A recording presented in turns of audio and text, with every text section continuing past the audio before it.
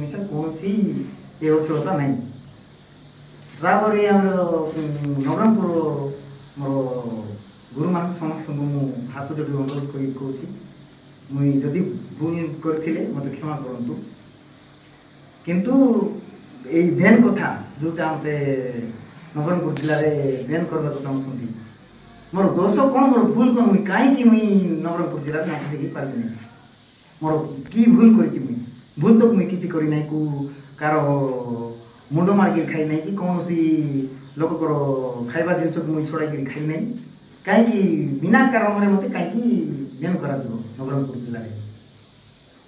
ଦର୍ଶକ ଚାହୁଁଛନ୍ତି ବୋଲି ମୋତେ ଡାକିକି ନବରଙ୍ଗପୁର ଆସନ୍ତୁ ବୋଲିକିରି କହିଲେ, ଆକା ଗଲେ ଡାକିଲେ ହିଁ ଆମେ ଯାଇକିରି ନାଟ ଶିଖାଇବାକୁ ଯାଉଛୁ କି ନାଟ ବି ନେଉଛୁ।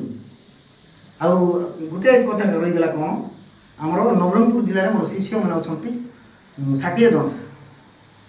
ଯଦି ମୁଇଁ ନବରଙ୍ଗପୁର ଜିଲ୍ଲାରେ ନାଟ ଶିଖେଇବି ନାହିଁ ବୋଲେ ତାଙ୍କର ଜୀବନ ଜୀବିକା ଉପରେ ପ୍ରଭାବ ପଡ଼ିବ।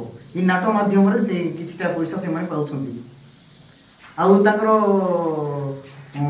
ଘରର ପରିବାର ଚଳାଉଛନ୍ତି ସେମାନେ ନାଟ ଶିଖେଇକି। ରାତି ଯାକ ନାଟ କଲେ ସକାଳ ହେଲେ ତାଙ୍କୁ କିଛିଟା ପଇସା ମିଳୁଛି, ସେ ପଇସାରେ ତାଙ୍କର ପରିବାର ଚଳୁଛି। ଯଦି ମୋତେ ବ୍ୟାନ୍ କରିଦେଲେ ନାଟ ମିଳିବ ନାହିଁ ବୋଲେ ତାଙ୍କୁ ରହିଯିବେ, କୁଆଡ଼େ ଯିବାର ନାହିଁ। ସେମାନେ ତାଙ୍କର ଜୀବିକା ଉପରେ ପ୍ରଭାବ ପଡ଼ିବ। ହେଲେ ସେ ମୁଇଁ ନାଟ ମୋତେ ବ୍ୟାନ୍ କରାଗଲେ ତାଙ୍କର ଭରଣ ପୋଷଣ ପାଇଁ ଦାୟୀ କିଏ ହେବ? ତାଙ୍କୁ ଯଦି ନାଟ ମୋତେ ବ୍ୟାନ୍ କରାଗଲେ ଗୋଟେ ଗୋଟେ ପରିବାରକୁ ସରକାର ହେଉ କିମ୍ବା ଆମର ନାଟ ନବରଙ୍ଗପୁର ନାଟ ସଂଘ ବି ତାଙ୍କୁ ଗୋଟେ ପରିବାରକୁ 10,000 ମାସିକ 10,000 ଟଙ୍କା ଦିଆଯାଉ।